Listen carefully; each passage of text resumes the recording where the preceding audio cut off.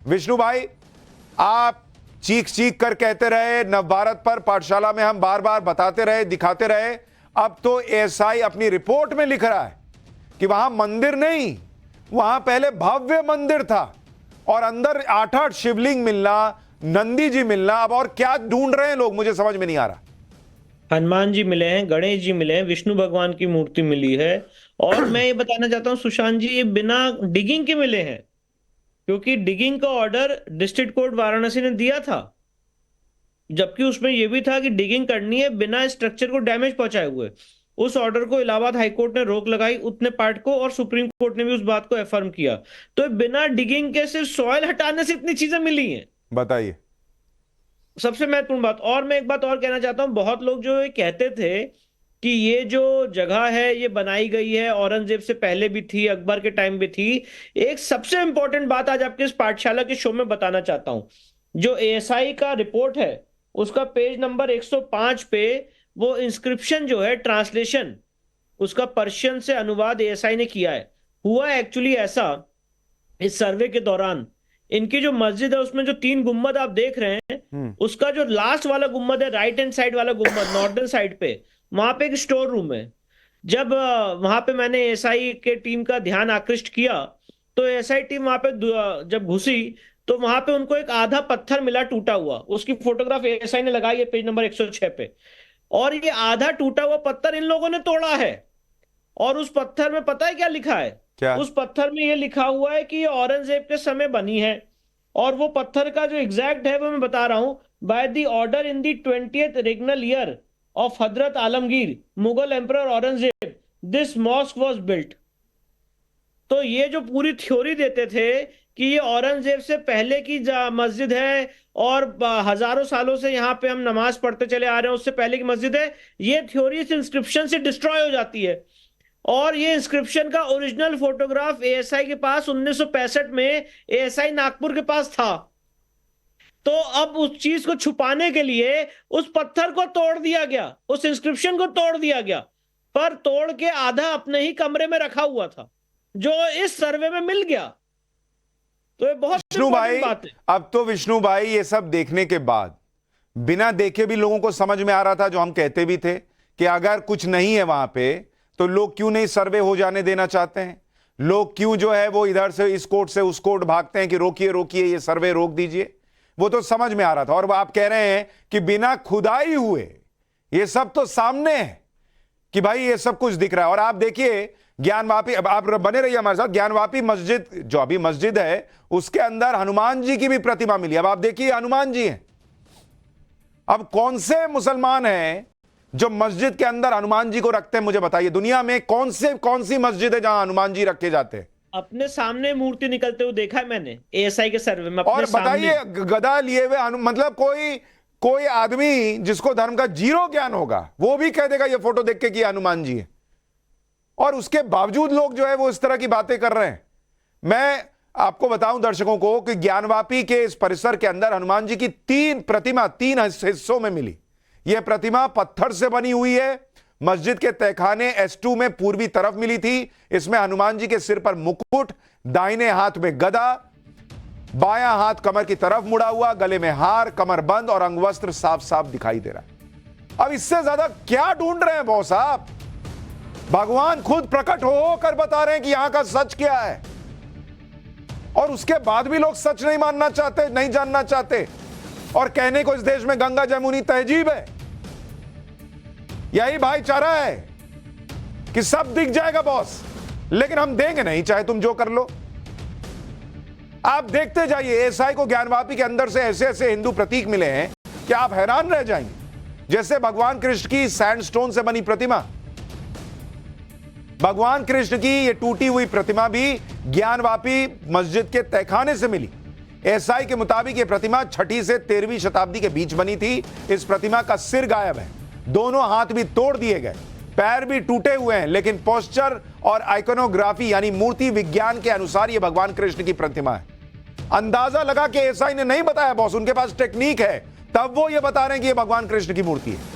प्रतिमा में भगवान कृष्ण गले में हार, जनेऊ और धोती पहने हुए दिख रहे हैं। इतना कुछ वहां से मिला है। ज्ञानवापी मस्जिद के अंदर हिंदू मंदिर के इतने सबूत मिले हैं कि आप देखकर हैरान रह जाएंगे। आपको एक और सबूत दिखाता हूं। यह देखिए, राम, तहखाने के पत्थर पर भगवान राम का नाम लिखा हुआ है। आपने माना होगा और सब मानते हैं कि राम तो सबके हैं, लेकिन इसका मतलब यह थोड़ी है कि राम पत्थर में राम लिखकर लोग मस्जिद में रखना शुरू कर देंगे। 15 सेंटीमीटर लंबे पत्थर पर राम का नाम लिखा हुआ है। एएसआई के मुताबिक एक बड़े पत्थर का टुकड़ा है जिस पर देवनागरी में भगवान का नाम लिखा है। आप खुद सोचिए कि मस्जिद के अंदर भगवान राम के नाम का क्या काम होगा। विष्णु भाई, एक और बात बताइए, इतने सबूत तो हम दिखा ही रहे हैं, रिपोर्ट में और जो बातें लिखित में एएसआई ने जो बड़ी बड़ी बातें कही हैं वो भी जरा दर्शकों को बताइए। देखिए, सबसे इंपॉर्टेंट बात, अगर इसको बिंदुवार तरीके से समझें तो एएसआई ने सबसे पहली फाइंडिंग ये दी है कि इस तथाकथित मस्जिद से पहले यहाँ पे एक भव्य हिंदू मंदिर हुआ करता था। फाइंडिंग नंबर 1 सबसे इंपॉर्टेंट फाइंडिंग है, और ये फाइंडिंग बिना डिगिंग के दी गई है।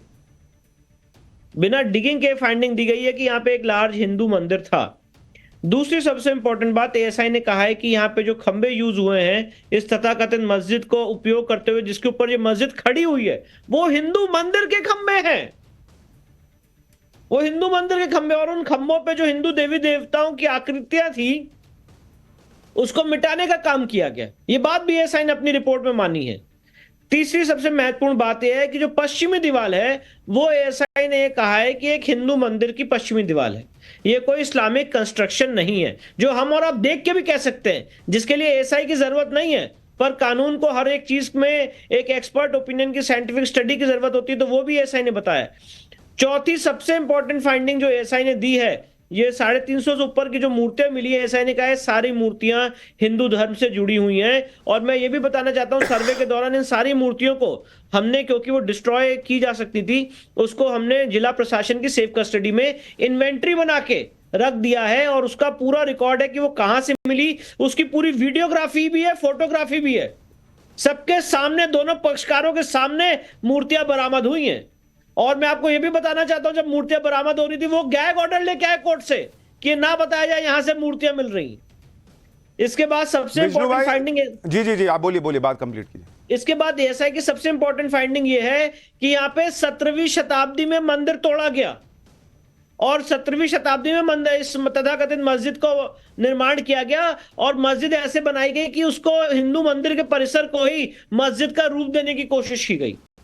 ये बहुत इंपॉर्टेंट फाइंडिंग है, बहुत ही क्रूशियल फाइंडिंग है, क्योंकि कोई भी इस्लामिक स्कॉलर इस देश में नहीं कह सकता कि मंदिर तोड़ के मस्जिद बना सकते। देखिए विष्णु भाई, एक चीज तो बहुत क्लियर है, इसमें फाइंडिंग जैसा कुछ है ही नहीं, क्योंकि सब आंखों के सामने है। ये बस 100 करोड़ हिंदुओं के देश में न्यायिक प्रक्रिया के तहत संविधान को मानते हुए हिंदू पक्ष जो है वो हाथ जोड़कर जो सच आंखों के सामने है उस सच को भी साबित करने का प्रयास कर रहा है, ताकि एक पक्ष जो मानने को तैयार नहीं है इतना देखकर भी कि वहां मंदिर था, कम से कम उसको कानूनी तौर पर यह समझाया जा सके कि तुम मानो ना मानो, लेकिन कानून को तो मानना पड़ेगा ना बॉस। और उसके बाद भी मैं आश्चर्यचकित हूं कि इतना सब कुछ सामने होने के बावजूद भी कानूनी लड़ाई आप लोग लड़ेंगे, वहां से उस लड़ाई को जीतने का प्रयास करेंगे, फिर भी इस देश में मुसलमान खतरे में बताया जाता है। मैं तो आश्चर्यचकित हूं। और अभी भी ओवैसी जैसे लोग क्या कह रहे हैं एक बार सुनवाइए जरा।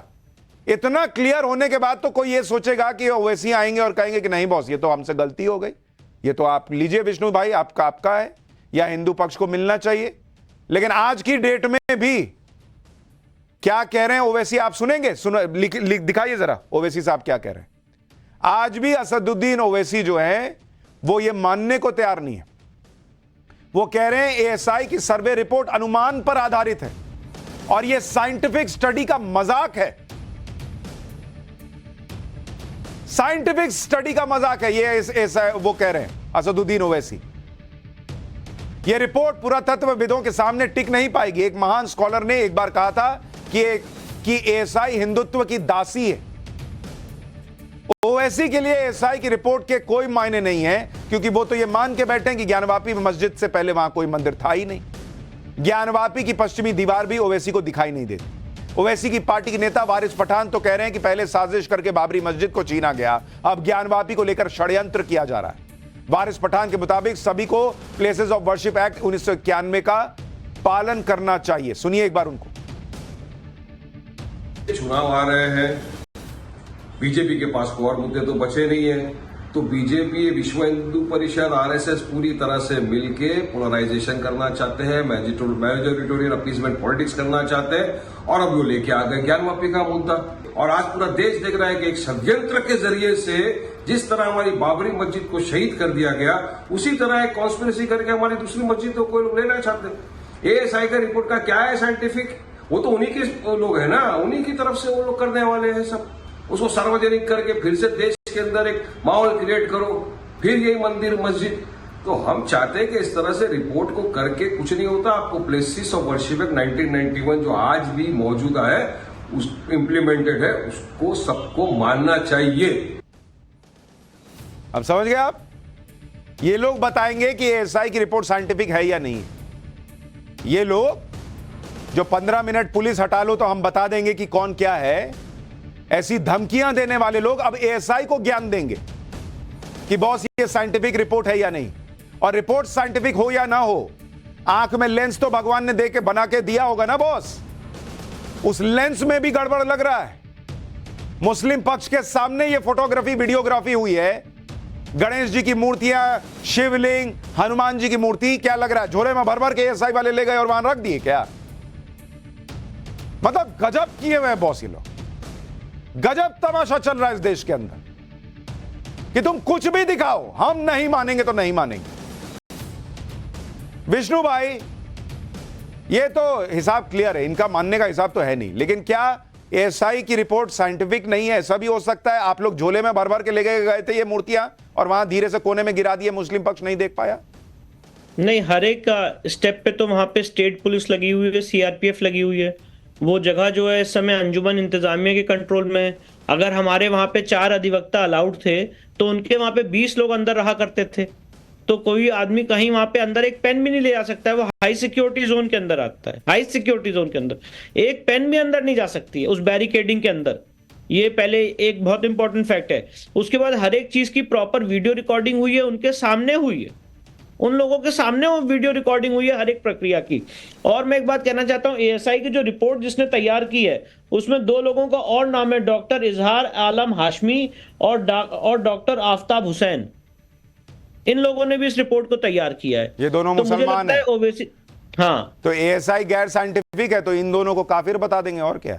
हाँ, तो अब एएसआई की आप रिपोर्ट पे आप कुछ भी कह सकते हैं, पर मैं ये कहना चाहता हूं ओवैसी साहब से बहुत संजीदगी से कि ना वो इस 92 डेज के सर्वे का पार्ट थे, ना वो इस केस में पार्टी हैं, ना वो बहुत ही जाने माने बैरिस्टर हैं, पर कभी भी उन्होंने इस केस में ना पैरवी की है, ना वो कोर्ट में आए हैं। तो मैं तो उनको कहता हूं कि आप पॉलिटिशियन होके कोई भी स्टेटमेंट दे सकते हैं जिसका कोई लीगल बेसिस नहीं है। आपको अगर इतना बिलीव है अपनी लीगल रिसर्च पे और अपने फैक्ट्स पे, तो कोर्ट में आके लड़िए अंजुमन इंतजामिया के लिए, क्यों नहीं लड़ते? आप भी ना विष्णु भाई, वहां कोर्ट में ये हवाबाजी नहीं चलेगी ना बोलने की ये गैर साइंटिफिक है और ऐसा है वैसा है। वहां तो बात फैक्ट पे करना पड़ेगा। और वैसे ओवैसी साहब ने कौन सा केस लड़ा मुझे भी नहीं पता। मैं भी आज तक बैरिस्टर ओवैसी सुनता हूं, लेकिन केस कौन सा लड़े मुझे नहीं पता। हो सकता है कोई लड़े होंगे, लेकिन आप अच्छी बात कह रहे हैं कि इतना विश्वास है कि ये सब फर्जी है, तो आए और यहां पर मुस्लिम पक्ष के वकील बन जाएं। तो मैं सिर्फ ये कहना चाह रहा हूं कि बहुत ही इंपॉर्टेंट रिपोर्ट है। और अभी सुशांत जी, इसमें एक हिस्सा बचा हुआ है इस रिपोर्ट का। एक तो जीपीआर सर्वे में मैं ये बताना चाहता हूं, कुआं मिला है और वो कुआं व्यास जी के तहखाने के बगल वाला एक सेलर है जो अभी भी बंद है, वहां पे वो कुआं स्थित है। तो जो ज्ञान व्यापी है, व्यापी मतलब कुआं होता है, वहां पे जो जल है उसका आचमन करने से जीवन मरण का ये जो पूरा चक्र है उससे उसका ज्ञान मिलता है, उसकी मुक्ति मिलती है, उसे मुक्ति मंडप कहा जाता है, मुक्ति द्वार कहा जाता है। तो इसलिए इसका बहुत शास्त्रिक महत्व है। ऐसा नहीं है आज हम ज्ञान व्यापी के लिए केस लड़ रहे हैं समाज में कोई टेंशन पैदा करने के लिए। ये हम लोगों के लिए बहुत ही बड़ा आस्था का केंद्र है। जेम्स प्रिंसेप ने कहा है अपनी किताब में कि Vedas and shastras all testify that Banaras is the first of the cities and Visheshwara is the first of the idol.